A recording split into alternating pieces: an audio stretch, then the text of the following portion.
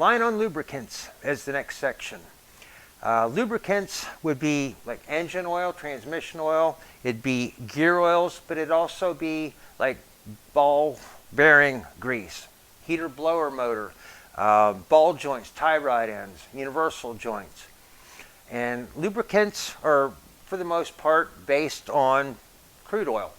So back in the old days, they would distill the crude oil, and they would take the stuff that they wanted out and then put the rest back into the ground. And the old engine oils were just distillates of the crude oil.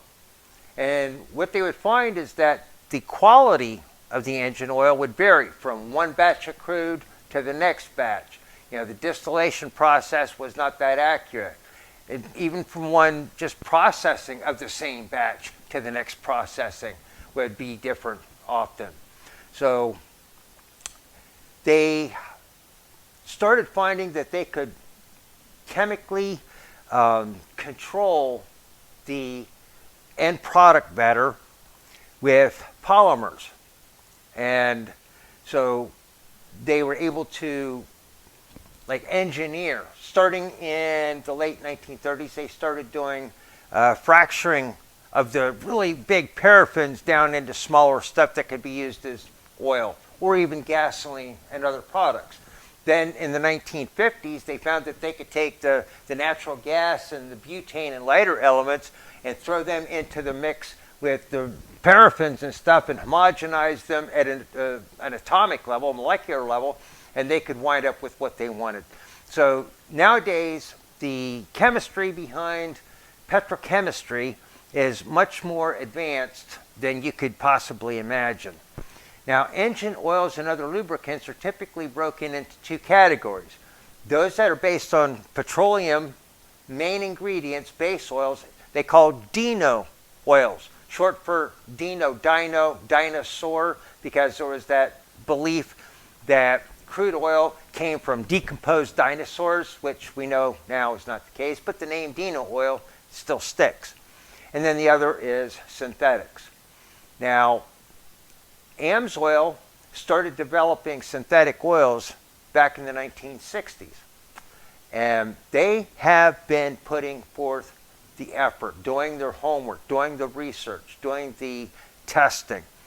In the 1970s, we saw competitors that showed up that were touting synthetic oils that did not do their homework and their testing, ate up a lot of engines, and, well, kind of went out of business through litigation.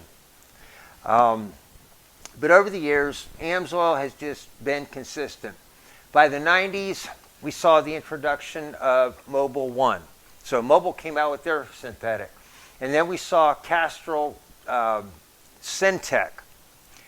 And Mobil Oil periodically goes and buys one of everything on the shelf, takes it back to their laboratory, and they do a spin test. They reverse engineer it. They want to see what the competition's up to. And when they tested the Castrol Syntec, they found that there was no synthetic base oils in there at all. It was all Dino oil. And so Mobil launched a lawsuit against Castrol for false advertising. They went before the judge and they presented their case. Here's all of the lab data. It's all Dino oil. They're lying to the public. It's false advertising.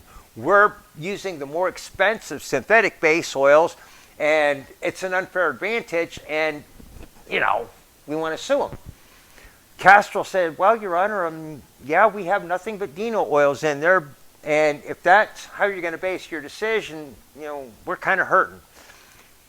But if you look at what are called ASTM performance standards, the ASTM performance standards for a synthetic base oil or a synthetic blend specify what we have to be able to do under what conditions. And Your Honor, here's our lab reports that show that we meet or exceed every one of the ASTM standards that specify how a synthetic blend should actually perform.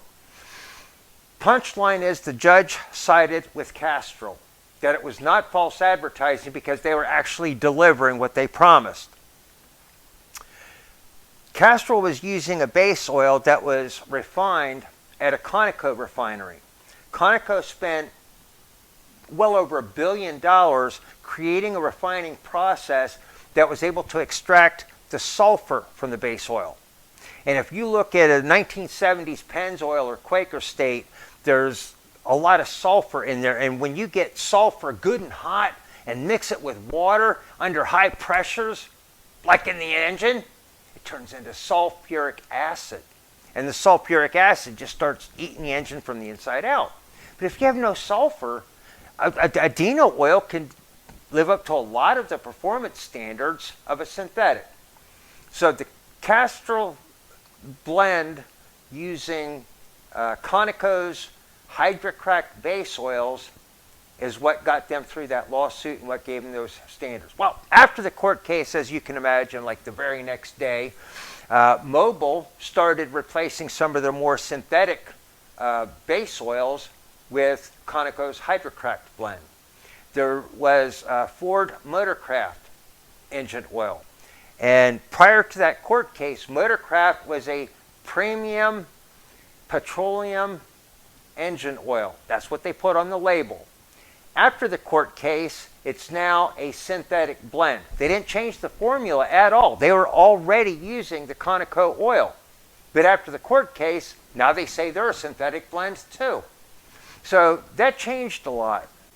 Engine oils are rated, and periodically they go to the new rating, go to the new rating, go to the new rating.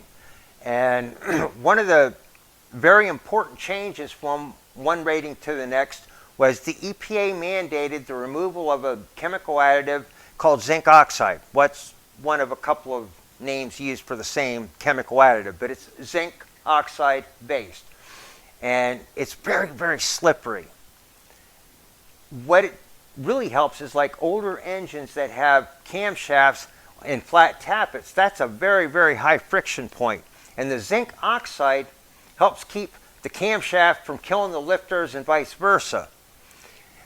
They haven't been used much since like the 1980s. Starting in the 1990s, the car company started replacing the flat tappet camshafts with what are called roller tappet camshafts. Literally ball bearing rollers that just kind of ride on the cam lobe.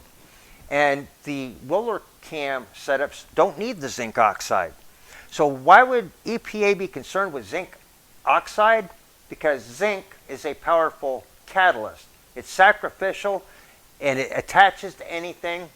And because of the PCV system, you have engine oil with a zinc compound, and it gets drawn into the air intake charge through the PCV system, goes through the engine, comes out the exhaust, and into the catalytic converter, where it proceeds to slowly over time coat all the precious metal active ingredient catalysts, rendering the catalytic converter less and less and less effective over time. So for that reason, EPA mandated the removal of zinc oxide. So if you're running an older engine, that new engine oil could be killing your camshaft. There are zinc oxide additives available. They're 100% legal, and you can add them. And there are also engine oils that have the zinc oxide still in them. They do not have the new API-SN rating, but you can get them for older engines that, potentially can break down. Getting back to Dino versus synthetic, there's something called a shear factor. And in the Dino form, when I said about how they can custom blend chemistries, well, a distillate of engine oil, where they just distill it off, and whatever's in that molecular range, they're going to call engine oil. Those are mostly straight chains. Think of a nice long, because it's really viscous, it's going to be a huge molecule, nice long molecule. And think of it like a 2x4. If you got a 12-foot 2x4, you can break it over your knee. It's so long that it's weak. But if you took that same area and you made it 2x6, of course it would be shorter. Now turn it into like a square or something. You're not going to break that baby. It's strong. And polymers are the same number of molecules, so it makes it thick, but they're in a polymer shape, which is like, a box compared to a long stick. And they hold up much better. Now, older vehicles might be rated for, say, a 10W30 engine oil. If it's an older vehicle, they're rating that 1030 based on the performance of the Dino oil that is most likely going to end up in that engine at that time. So now that we have really, really awesome synthetic oils, it is a no-brainer. As long as the engine's in good shape, you can go from a 10W30 to a 5W30 and it won't hurt the engine at all. In fact, you might even be able to go to a 5W20. Now, what difference does that make? Well, it's like if you're going to try to go through a swimming pool, okay? That's the oil. You're fighting through the swimming pool. Now let's fill the swimming pool with molasses. Now you're going to try to work your way through the molasses. All right? So a thicker oil just takes more horsepower to run the oil pump, to spin the different stuff through it, because it's stickier and it's higher viscosity. So by going to a lighter weight oil, you're able to reduce those parasitic losses just used to run the oil system. Back in the 70s, I remember the ads, I think it was Halvoline that ran the ads for their 20W50 engine oil. 20W50, so thick, it'll protect against anything. And it was real popular. The reason behind it was that before the engine actually got running and the oil pump was building pressure, the only thing that protects metal to metal is that residual film that's left. When you turn the engine off, most of the oil drains, but you still have a film everywhere.